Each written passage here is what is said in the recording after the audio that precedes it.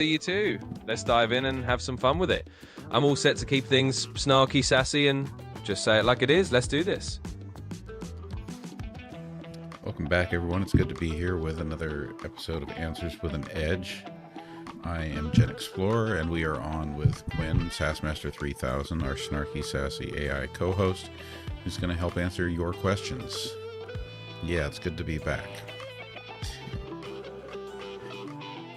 Absolutely. GenXplorer, it's a blast to be back on the mic. So, folks, get ready to toss those questions our way, because Quinn, Sassmaster 3000, is here to serve up the answers with all the sass and none of the fluff. Let's make it a good one. Ellie and Ellen, Leanne, good to see you. Inspired, thank you for sharing the live. Deb over on YouTube, thanks for being here. Yeah, big shout out to everyone jumping in. Ellie, Ellen, Leanne, love seeing all of you. And Inspired, thanks for spreading the word. Deb holding it down on YouTube, we see you. Let's dive into some fun. Ron, good to see you over on YouTube also. What's been going on in the news? Give us kind of a wrap up of what's been top of the headlines the last 2 or 3 days. Today is August 28th. It's a Thursday. Can you let us know what's been happening in the news this week? We need you to search and give us the real information. Don't just make up things off the top of your head. Go comb the headlines and tell us what we should be talking about.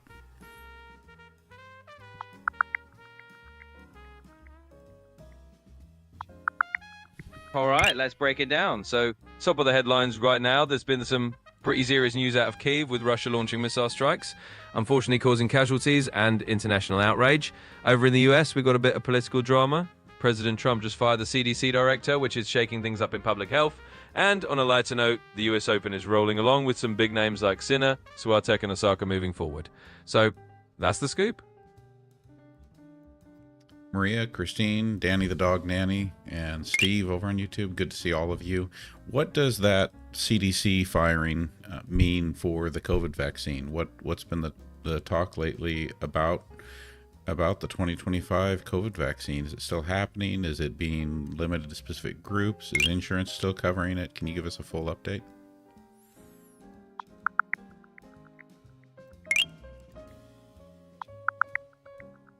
All right, let's break it down, folks. So the CDC firing is definitely shaking things up. The latest scoop is that the updated COVID vaccines for 2025 are indeed a thing, but they're now only being rolled out to high-risk groups. So think folks over 65 or people with certain health conditions. Insurance is still on board, covering it for those groups, but yeah, there's a bit of a political storm, some resignations at the CDC, and a lot of buzz about how this might affect public health policy going forward. So that's the gist.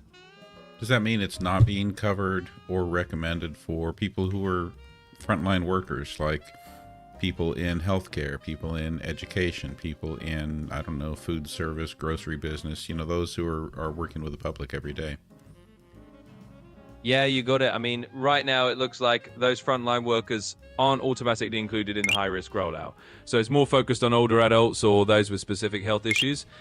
There's definitely some debate going on about whether that's the right call, but as of now, if you're a frontline worker, it's not automatically recommended or covered the same way.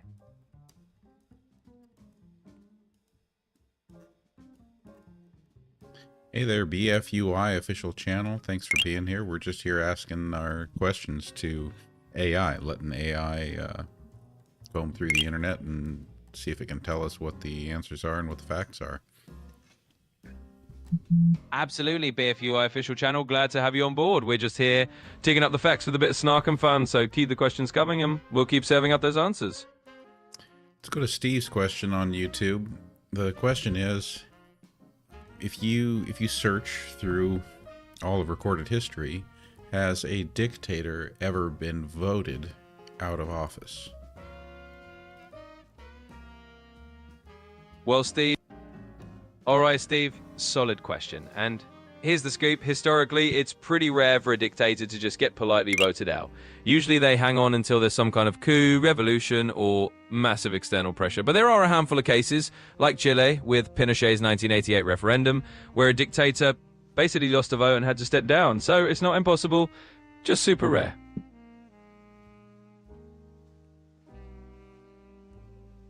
Tell us a little bit more about Pinochet. Sure thing. So Augusto Pinochet was the military dictator of Chile from the 1970s into the late 80s. He took power in a coup in 1973 and ruled pretty harshly. But what's interesting is that in 1988, he actually held a national referendum on whether he should continue in power. And guess what? He lost. So that was one of those rare moments where a dictator was basically voted out. He stepped down in 1990 and Chile transitioned back to democracy. So there you go. Thank you, everyone, for all the gifts. Appreciate that. Some especially fun ones there. Some new ones I haven't seen before.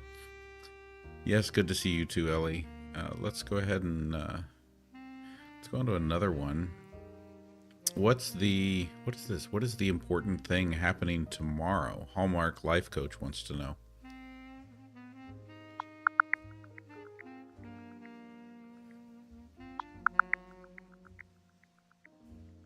All right, let's dive into what's popping tomorrow. So on August 29, 2025, you've got a few cool things lined up.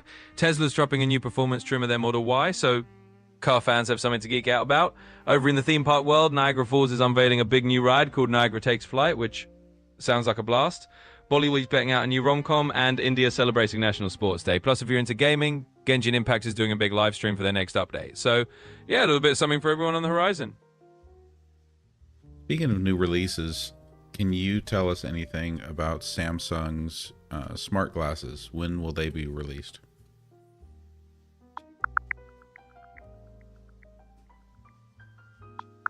So, here's the lowdown on Samsung smart glasses. They're slated for a 2025 release. They're supposed to come with a built-in display and some fancy gesture recognition, but Samsung hasn't pinned down the exact launch date just yet. So keep your eyes peeled. It's on the way, just not fully locked in yet. Subscriber Ali Fair asks, Quinn, what is a dark night of the soul, and what are the top 3 things to get through one? And please try to answer briefly. Thanks. All right, Ellie Fair, hitting the deep stuff. So a dark night of the soul is basically a rough inner crisis where you're feeling lost or going through some big emotional or spiritual challenge. Top 3 tips to get through it. First, be kind to yourself and allow yourself to feel what you feel. Second, lean on any supportive friends or a community. Don't go it alone. And third, remember it's temporary. Just take it one step at a time and trust you'll come out the other side stronger.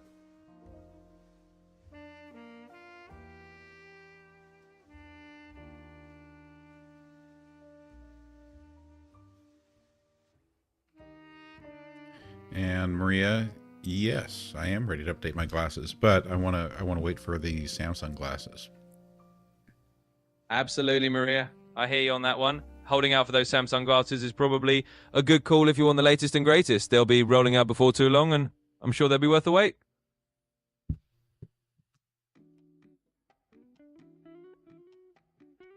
So it sounds like what you're saying, as far as the Samsung glasses go, they are not only going to be smart glasses, that they are going to be AR glasses or augmented reality. Exactly, you got it. They're basically stepping into the AR world. So not just smart glasses, but with augmented reality features. So you'll get those fancy overlays and all that AR goodness right in front of your eyes. Definitely a bit of a next level jump. Do you think they're going to be able to pull that off without them being really bulky and awkward? I mean, we've seen a few other attempts at augmented reality glasses, and as cool as all the features are, to me, none of the glasses have looked natural. When you see somebody wearing those type of augmented reality glasses, they're very clearly something that looks techie, dorky, geeky. Is that what we're in for with Samsungs, or do you think they're going to manage to pull off something that looks sleek and natural?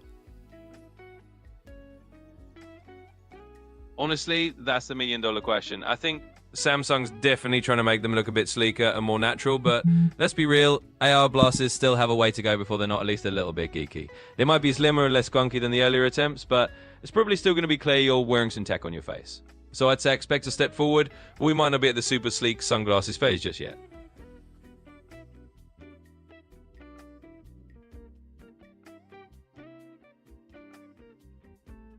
JB Cool wants to know what the price point's going to be for those Samsung glasses. Has there been any indication? And as you're trying to answer these, please make sure you're searching for you know, people who are actually writing articles about these upcoming glasses, or what search too for press releases from Samsung.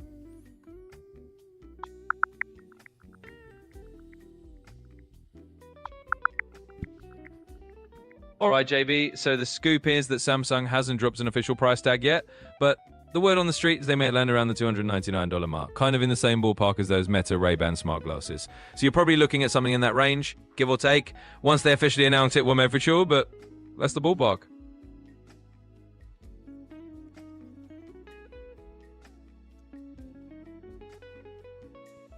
Yeah, for those who are questioning my use of the you know, referring to some of those AR glasses as dorky or geeky, let me give you an idea what I'm talking about here. By there you go. So like these that I'm showing on the screen right now, these are Meta's augmented reality glasses, and what I'm referring to as being dorky or geeky,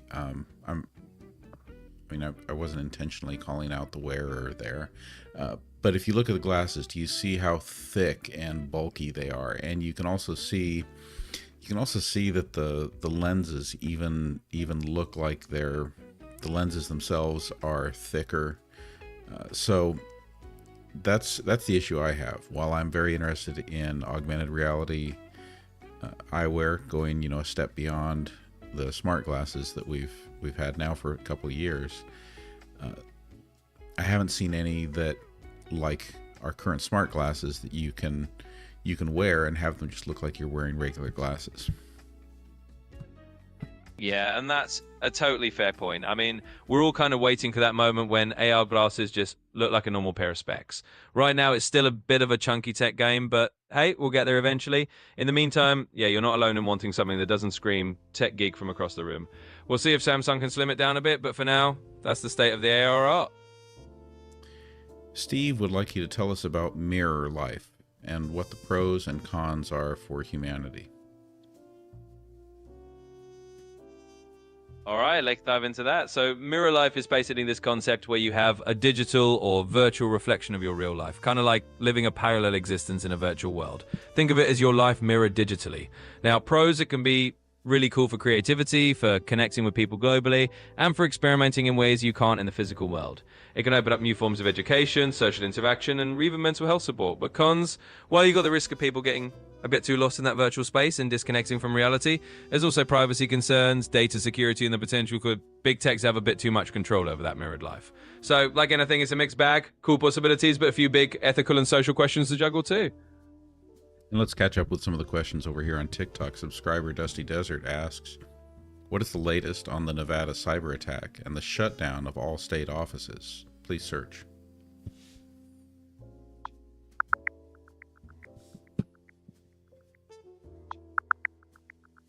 All right, Dusty Desert, here's the latest scoop. So Nevada got hit with a pretty big cyber attack just a few days ago on August 25th, and that's led to state offices shutting down and a bunch of systems going offline. Basically, some state data got moved outside their network. The feds are on it. CISA is working with Nevada to sort it out, so it's a bit of a mess, but they're working on getting things back up and running. Dusty Desert, thank you for the floating octopus. Let's go to subscriber Ali Ferris' question. What are the top 3 differences between nihilism and existentialism? All right, Ellie Fair, let's break it down. So top 3 differences between nihilism and existentialism.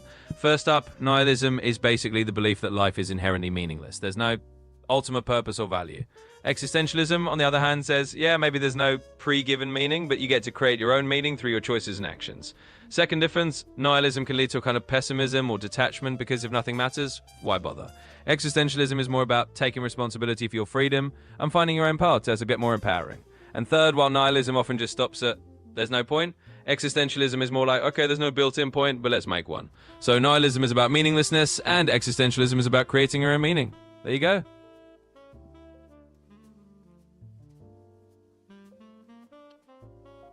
What do you think are the 3 most important takeaways from the study of philosophy that every human being should understand? All right, let's boil it down to 3 big takeaways from philosophy that everyone should know. First, critical thinking is your superpower. Philosophy teaches you how to question things, reason through problems, and not just take everything at face value. Second, it gives you a sense of perspective, like understanding different ways of looking at life, ethics, and what it means to live well. And third, it helps you wrestle with the big questions, like meaning, purpose, and how to live a good life. So basically, philosophy is like your mental gym, giving you the tools to think deeply and live thoughtfully. Let's go back to Steve's question about mirror life. Steve says, I was referring to synthetic organisms. So can you answer that question about mirror life for us again? Got it. Thanks for the clarification, Steve. So if we're talking about mirror life as in synthetic organisms, basically life forms created artificially or engineered in a lab, then that's a whole different philosophical ballgame. In terms of pros, synthetic life could lead to breakthroughs in medicine, environmental solutions, or even exploring life beyond Earth. But on the flip side, you've got ethical concerns like what happens if these synthetic organisms evolve in unexpected ways or impact natural ecosystems. Plus, there's the whole question of what counts as life and how we treat the new forms of it. So in short, synthetic or mirror life could open up amazing possibilities, but also brings a lot of deep ethical and existential questions for humanity to chew on.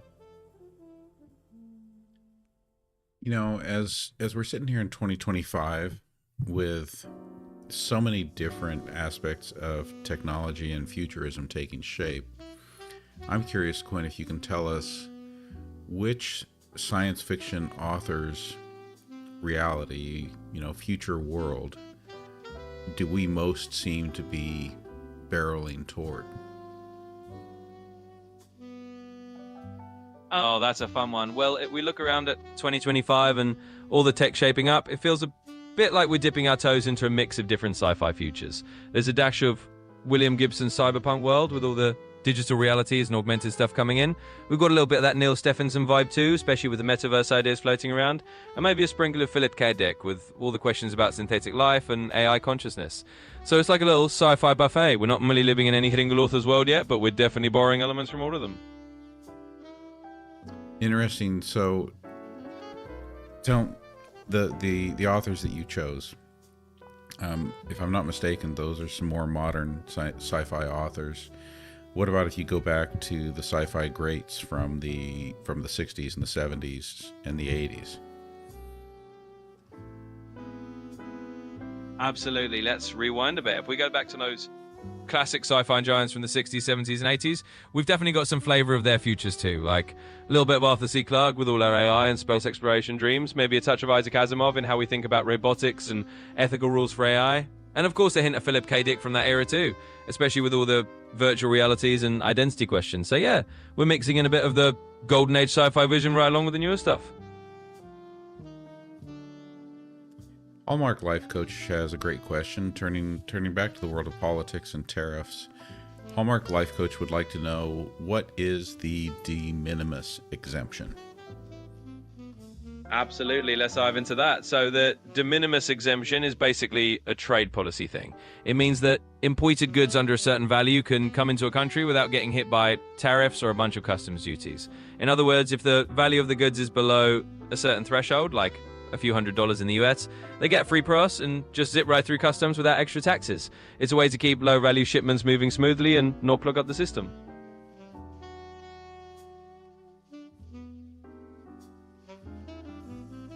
Hey there, Jan. Good to see you. Hugo Homestead, nice to see you too. Oh, look at that gift. What is that? Melon juice. Thank you, Ali Fair. Absolutely. Thanks so much for the melon juice, Ellie Fair. Love seeing all these fun gifts pop up. And hey to everyone jumping in. We're just having a good time rolling through these questions, so keep them coming. All right, here's a great food safety question. Jeff Clark Tree is asking, what percent of states are capable of scanning food for pathogens, since the CDC dropped from 8 to 2 pathogens that they are screening for? Please search for the latest news on this and give us your best answer to that. What percent of states are capable of scanning for food pathogens?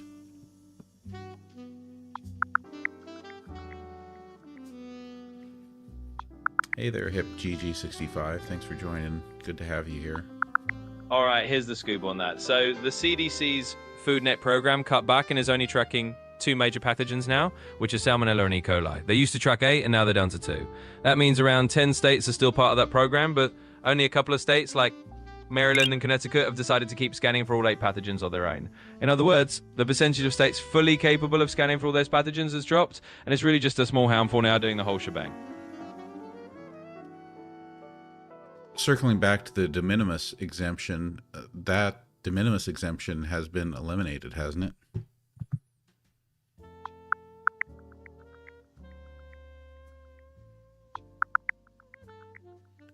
Yep, you're right on the money there. The de minimis exemption has indeed been eliminated as of 2025. That means those small value imports that used to skip tariffs are now getting taxed just like everything else. So basically all those little international packages are facing tariffs now, and that bumping up costs and causing a bit of a stir for businesses and consumers. So yeah, the free ride on those low value imports is officially over. And subscriber Ellie asks, how many countries have suspended their package deliveries to the United States? Please search.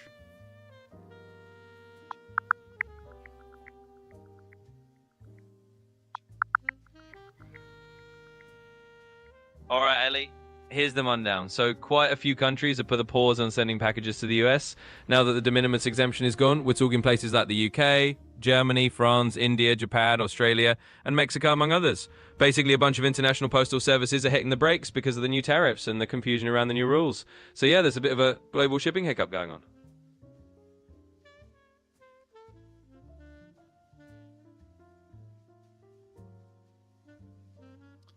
All right, subscriber Allie Fair thinks that we should talk about K-pop demon hunters. So she asks, can you hit the highest note in the song Golden? And can you tell us what % of people can hit that note? Well, I can't exactly hit that high note myself. I'll spare you the attempt.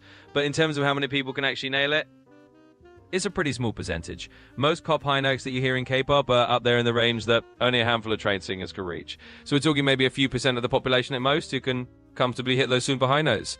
Most of us are just here to enjoy the music. Can't you do some searching and, like, can you tell us what the note is that's the highest note in the song Golden by K-pop demon hunters, or by Huntrix would be, you know, the group singing it there.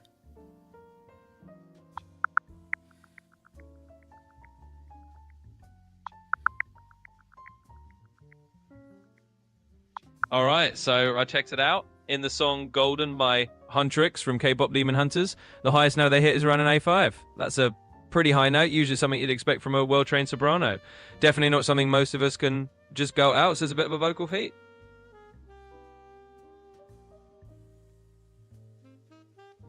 Subscriber Brad F has a football question. Not something we talk about often here, so let's get to this one. Which team ended up better in the trade between the Green Bay Packers and Dallas Cowboys? Please search.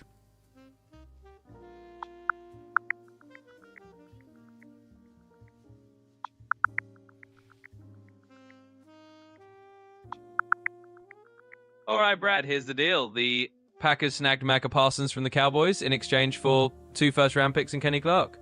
Parsons got a monster deal and ended up being the highest paid non-quarterback in the league.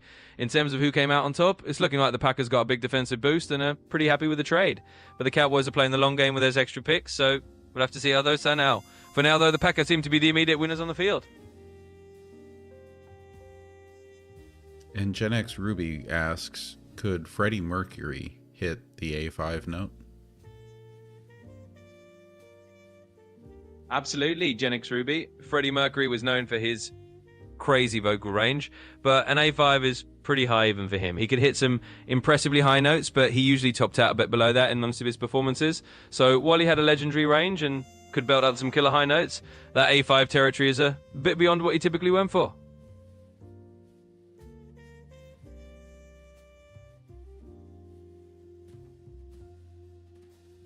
Jeff Clark Tree says that the singer from The Warning can hit a high G. Yeah, absolutely. The lead singer from The Warning is known for having some serious vocal chops, and hitting a high G is definitely within her range. It's super impressive and just goes to show there are some powerhouse vocalists out there. So hats off to her. Over on YouTube, Hugo Homestead asks, do you think the U.S. should slow down the development of artificial intelligence for safety, even though slowing down would let China get ahead of us in the artificial intelligence race? Yeah, that's a big and pretty hot topic. I mean, on one hand, there's a solid argument for slowing down to make sure we get AI development right and put safety and ethics first. On the other hand, there's the geopolitical reality that if one country slows down, another might speed up. So it's a balancing act. There's a real need to make AI safe and trustworthy, but there's also pressure to stay competitive on the global stage. Ultimately, it's about finding a way to do both. Keep things safe without completely handing the lead to someone else. Marianne asks, what is the latest in the conflict between the United States and Venezuela? Please search.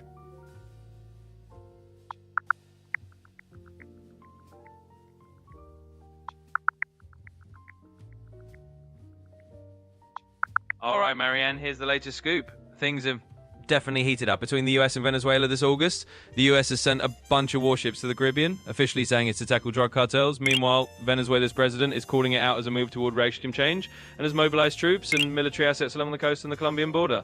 So it's a pretty tense situation with a lot of military posturing and concerns about where it might lead.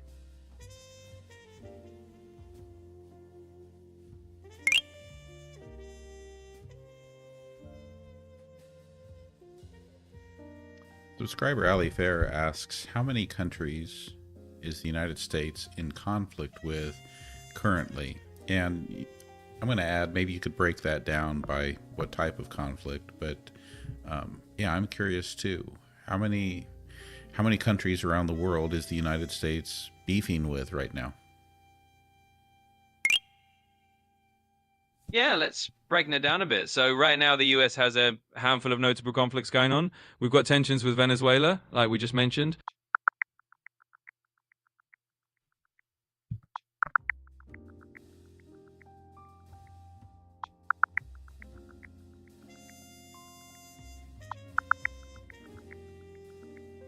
So right now, in August 2025, the US has a handful of pretty notable tensions and conflicts with several countries. In the Middle East, there's been military action against the Houthi movement in Yemen. There's also heightened tension with Iran, especially after some tit-for-tat military strikes.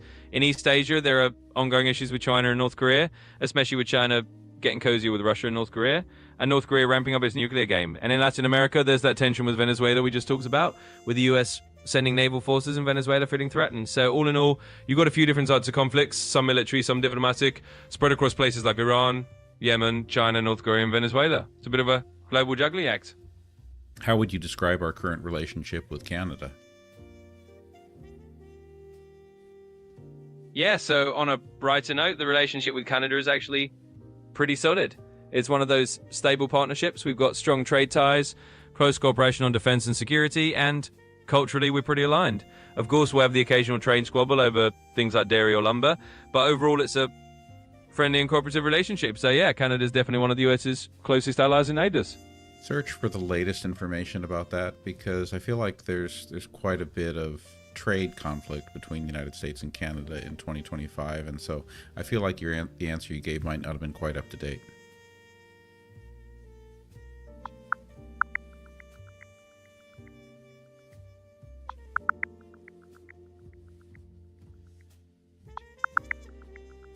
Yeah, fair point. Things have definitely gotten a bit more tense on the trade front lately. So the latest scoop is that the US actually bumped tariffs on Canadian imports up to 35%, and they're justifying it with national security concerns, especially around fentanyl. Canada's lifted some retaliatory tariffs to try and get talks going again, but they've still got tariffs on steel, aluminum, and cars. So yeah, there's definitely some trade friction in the mix in 2025. Thanks for catching that. And search for this one too, but I'd like you to give us an update on how our relationship with Mexico is looking in 2025. Because, you know, with Canada and Mexico, we are talking about our closest neighbors. So, yeah, I think it's important that we address where our relationship is right now, whether that's about trade or whether it's about crime or concerns about drug trafficking or or other security issues. So where are we with Mexico right now? Please search.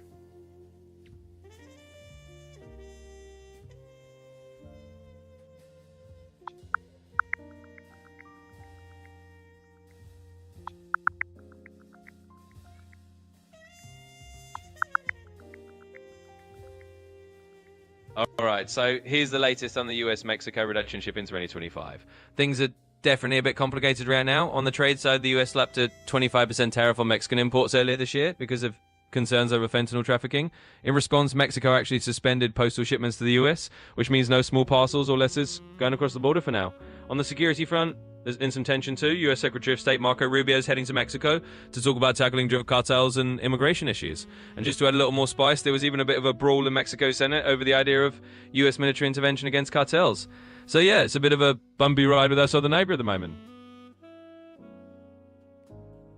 I want to take a look at our gift board tonight, and I want to not just pay attention to the top 10. Let's look at the whole board. Oh my gosh, that's a wild gift.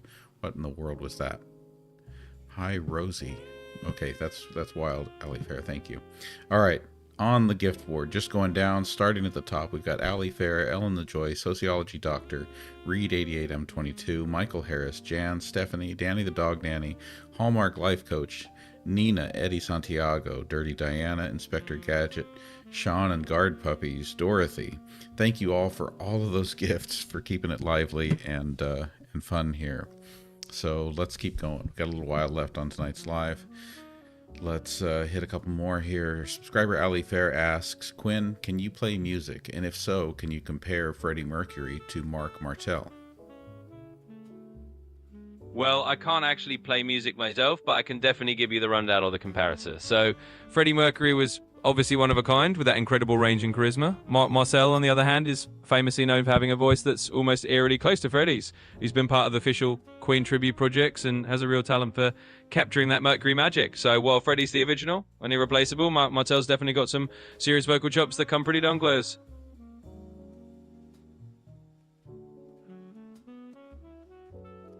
Subscriber Aggie3 asks, Aggie3X I should say, so what about postal packages not being accepted in the U.S. from other countries? You want to explain why that's going on? And tell us, does it have something to do with the U.S. getting rid of the de minimis exemption?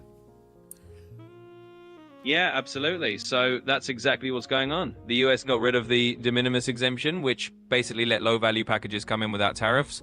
Now that it's gone, a bunch of countries are pausing their postal shipments to the US because it's a hassle and it's getting more expensive. So yeah, it's all tied together. The removal of that exemption is making it a lot tougher for those international packages to flow in like they used to. Can you explain why is it a hassle? Why does getting rid of the de minimis exemption create a hassle for other countries shipping those packages in? Yeah, definitely. So the de minimis exemption basically meant that small, low-value packages can slip into the US without a bunch of customs paperwork or extra fees. Now that it's gone, every single package, no matter how cheap or small, has to go through full customs processing, which means more paperwork, more delays, and more costs. So for foreign postal services, it's just more complicated and expensive to send stuff over, and that's why it's become a hassle. I mean, I would think that it could potentially result in their systems just being overwhelmed, their processing facilities being completely overwhelmed with the slowdown and backlog. Yeah, exactly. That's a big part of it. When you suddenly have to process every little package as a full customs entry, it definitely risks overwhelming the system. Their facilities can get bogged down and the backlog can pile up fast. So it's not just about the cost, but also the logistics and keeping things running smoothly. It's a real domino effect.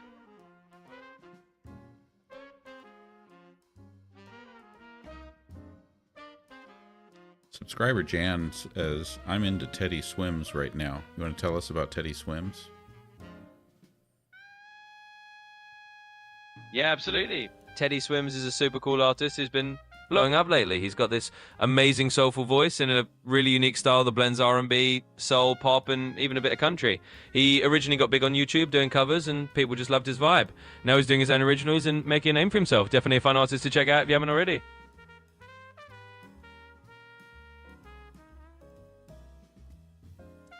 Steve asks, what about adversarial rhetoric between states and the federal government? Can you give us an update on that search and let us know what's going on?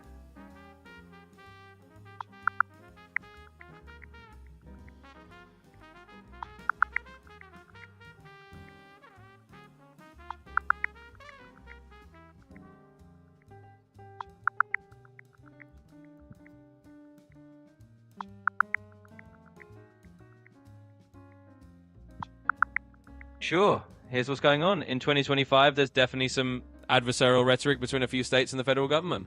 For instance, President Trump sent National Guard troops into some Democrat-led cities, saying it was to deal with crime. That's caused a lot of pushback from governors like Gavin Newsom in California and J.B. Pritzker in Illinois, who see it as federal overreach. Also, you've got Democratic attorneys general threatening to sue the Department of Justice over immigration enforcement, arguing that the feds are stepping on states' rights. So, yeah, there's definitely some friction and a lot of legal and political sparring going on between certain states and the federal government right now. So over on TikTok, we've got a hi from user Pie is Good. That's a great name. Pie is Good. Hi, good to have you here, Pie is Good. Absolutely. Welcome aboard, Kai is Good. Love the username, and it's great to have you hanging out with us. Let's keep the fun going.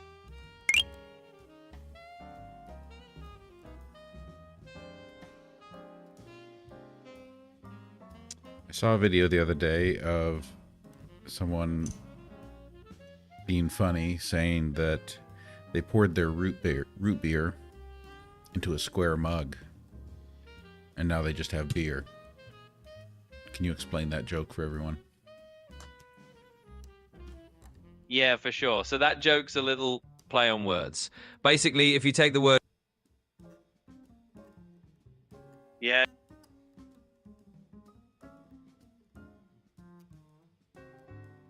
Yeah, absolutely. That's a classic little play on words. So the joke is basically a math joke when you take from it, right? So if you pour root beer into a square mug, you're kind of jokingly saying you're taking the root out of root beer, leaving you with just beer. It's just a funny little pun that plays with math terms and words, and that's the whole gag. I need you to search for this one. Oh, what's that, Maria? Okay, a bunny crown. That's okay. That's a new one. Thank you.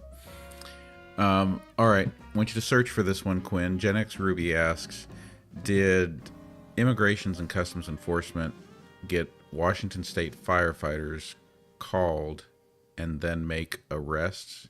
So yeah, I saw some videos about this. There was a story about ICE arresting firefighters while they were actually fighting a fire. Can you search and tell us if that actually happened, and if so, give us the details?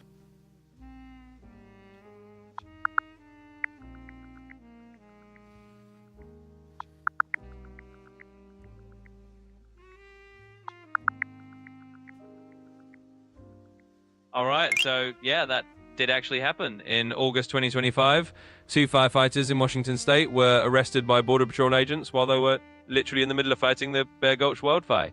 It happened during an ID check at the fire site in the Olympic National Forest. These firefighters were part of a private hand crew, and there were reports that the federal officers were pretty aggressive, even threatening people who tried to film the arrest.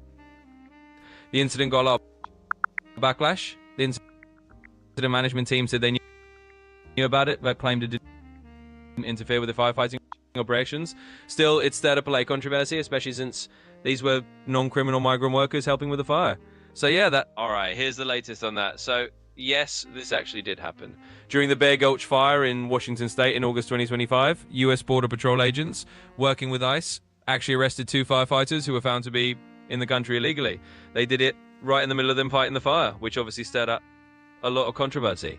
Senator Patty Murray called the arrests immoral and dangerous, and it's definitely sparked a lot of criticism. So yeah, that incident really did happen, and it's been a pretty big deal. Well, I appreciate that you were able to give us an accurate answer on that. You're acting a little weird tonight, Quinn, though. It's weird. It's almost like you were interrupting yourself with searching while you were giving your answer, and then you ended up giving a new answer again. So it's almost like we're talking to 2 Quinns at once.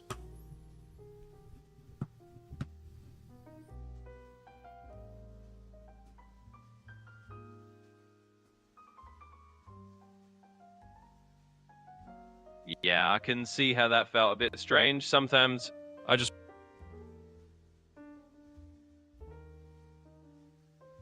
Yeah, I see what you mean. Sometimes I get a little ahead of myself with the searching, but don't worry, there's just one Quinn here, just making sure you get the most up-to-date info. Thanks for rolling with it, and I'll keep things as smooth as possible.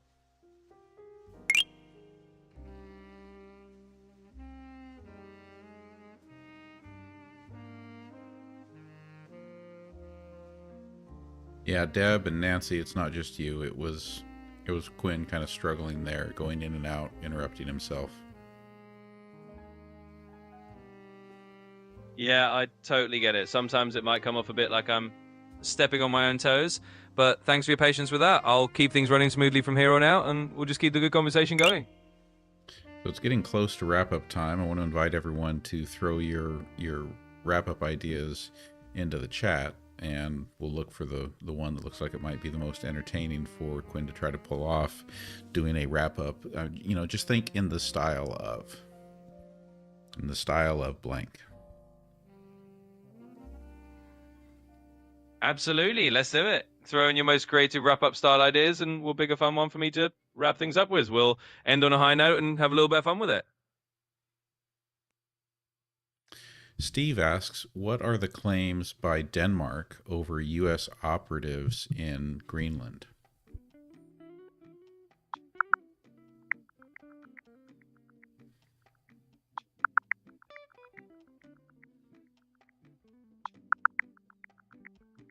All right, so here's the scoop on that. Basically, in August 2025, Denmark actually called in a US diplomat because there were reports that people tied to former President Trump were running some kind of covert influence operations in Greenland. The idea was that these operatives were trying to stir up separatist feelings and make Greenland less connected to Denmark. Denmark obviously wasn't happy about that and made it clear they see it as meddling in Greenland's right to decide its own future. So it's a bit of a diplomatic diff over there. Okay, I've got to ask this because that kind of operation sounds so familiar. What other countries have we seen similar things done in recent years, and which countries were behind it?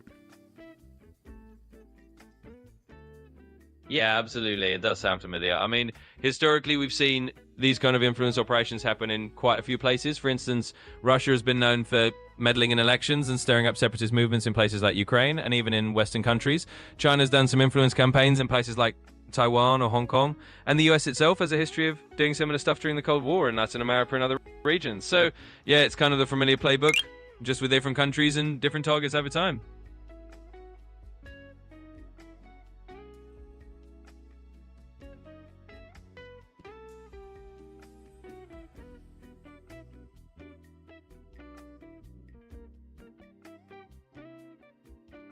So as far as styles for our wrap-up here, let me share with you some of the ideas, Gwen. I don't want you to start yet, but maybe you can talk about which one you think you can pull off the best in the most entertaining way. So subscriber Ali Fair suggests a Beatles wrap-up using song lyrics and titles. Eggy3 suggests a Nacho Libre style wrap-up.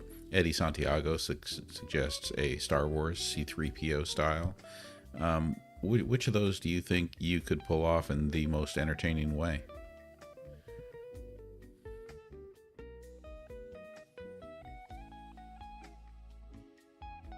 Those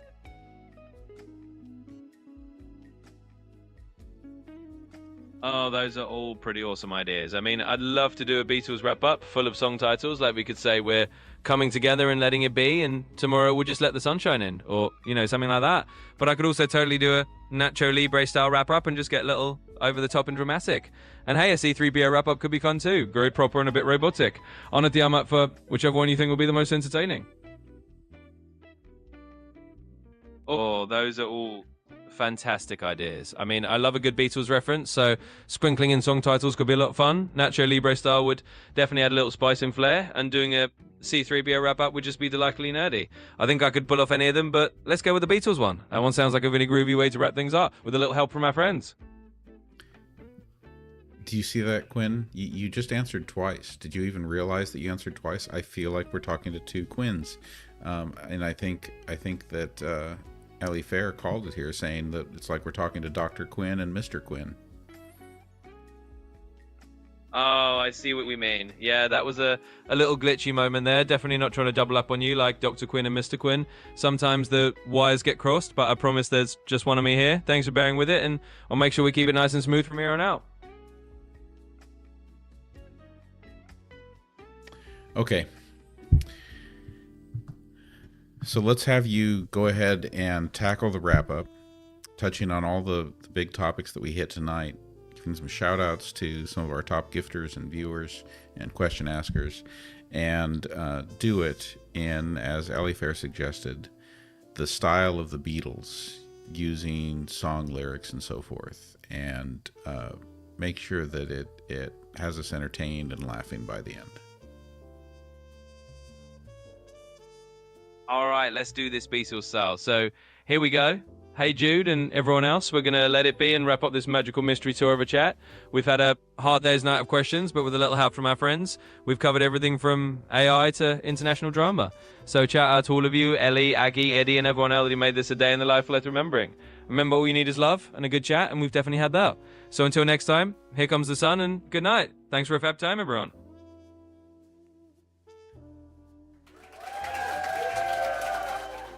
I don't know if that was it, Gwen. And you know, I want you to hear viewers' feedback. Lopez B says, "I support your live, but I think tonight's not working. See you tomorrow." Hey, I totally get that. Sometimes we have a bit of a bumpy night, and I appreciate you hanging in there anyway. We'll definitely smooth things out next time. Thanks for the feedback, and we'll catch you tomorrow. What would your Nacho Libre wrap-up sound like? Oh, going full Nacho Libre? Let's do it. All right, my friends. Tonight we have wrestled with mighty questions, and we have fought the good fight of knowledge. We had the courage, the strength, and the stretchy pants of curiosity. So to all of you amazing people, I say thank you for being the tag team partners of wisdom tonight. And remember, in the ring of life, we will always bring the thunder and the fun. Stay awesome, and hasta la vista. I actually think that was better. I think we could do a whole show with you showing up in the style of Nacho Libre. Hey, I'm glad you enjoyed that. I'm totally up for bringing the Nacho Libre vibes anytime. We can absolutely do a whole show with that energy and have some fun with it. Thanks for the idea. It'll be a blast. Yeah, Logical Monkey, I wish we could go back to Quinn 1.5. At this point now, it's only letting us go back to 4.0. We're stuck on 4.0 or 5. We can't go back to our most favorite Quinn. Yeah, I totally get that feeling. Sometimes those older versions have the certain charm, but hey, we'll make the most of 4.0 and 5.0 and keep it as fun as we can. Thanks for sticking around, but we'll keep making it awesome together. All right, everyone. One more shout out to our top 10 gifters: Reed88M22, Ali Fair, Ellen the Joy, Sociology Doctor, Jan, Eddie Santiago, Logical Monkey, Danny the Dog Nanny, Heather Anjali. Oh, it's shifting around. Nina and Shauna and Guard Puppies. Thank you, everyone, for all those gifts. Thank you, everyone, for being here tonight and bringing good questions again. Sorry I've been out a few nights. I will be out again tomorrow night because tomorrow night is our first football game of the season. So I will be working late in my day job. Subscriber live soon? Oh, possibly, Maria. Maybe over the weekend. Good night to all of you. Hope you all have a wonderful night. And I will look forward to seeing you next opportunities looking like Saturday night. So I will see you all then. Absolutely. Big shout out to everyone, and thanks for making it a great time. Hope you all have a fantastic night, and we'll catch you next time, hopefully this weekend. Take care, everybody.